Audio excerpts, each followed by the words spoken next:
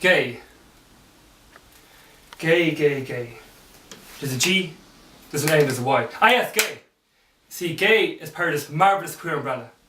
Gay may refer to the physical, emotional and sometimes gravitational attraction to another being who identifies the same gender as himself, but who's also the same species as himself. This queer umbrella encompasses many, many other identities. The most recent being this idea of transfibianism. A transphibian describes a being that breathes air when born but feels within themselves they should really be breathing underwater. These transphibians tend to have desperately short lifespans, with most autopsies revealing that the #1 cause of death among transphibians is indeed asphyxiation.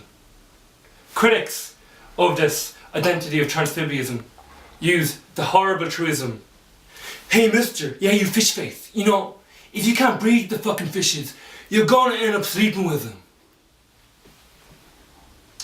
Coincidentally, the inhabitants of the Beta star system use queer-related terminology for completely unrelated meanings. For example, a homosexual is like a sort of a juicy fruit that vaguely resembles a pomegranate.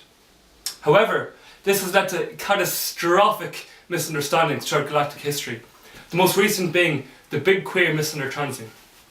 The event arose when a team of chefs from the Beta star system were hired to cater for the 150th LGBTQ interstellar ball. The evening took a most terrible turn for the worst when head chef Gordon proudly announced that tonight's special is a 6-hour slow roast gay, served on a bed of refried lesbian, accompanied with a creamy gender fluid sauce.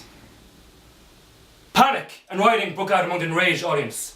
The gays bashed, the queers quarrelled, the lesbians lamented, the trans folk fought over how they fought. The transphibians were the only party to remain calm, primarily because they now all lay limp on the floor, motionless, with their heads submersed in the complimentary jugs of water.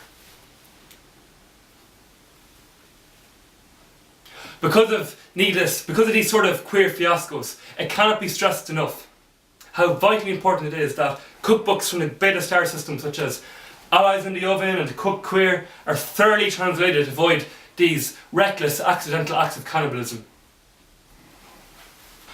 The queer community has also become increasingly studied because some scientists are beginning to consider them the best kept secret in the field of renewable energy.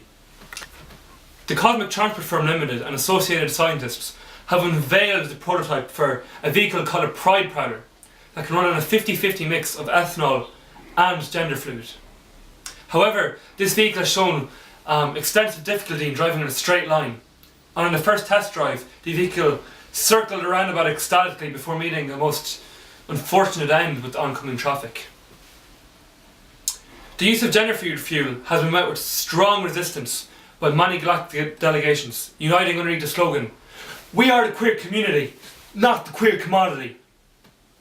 However, Spoke Cyborg McKeevbot 2.0 has conflicting view, and earlier this week released a statement saying, "It is encouraging that queers are now third most sought after commodity behind coffee and burritos. But hopefully in the coming years we can improve our standing, you know? Like I for one am eager to have my fluids available for purchase." The ancient historians tend to have a general reservation against the queer community. They've hypothesised that the glamour of some LGBTQ persons in the past has led to the destruction of the greatest barbarian civilization that ever existed. The legend goes that the proud king, the Skrima of the Ha nation, a great Viking leader, was deceived by his most flamboyant advisors into glamorising his armies rather than actually training them. The battle axe was swapped for the makeup brush, thick boots replaced by Gucci heels. But no one could have foreseen the terrible makeup allergies began to plague the king's legions. And as his ranks broke out in vicious boils, sores and cysts, the only solution was to apply even more cosmetics.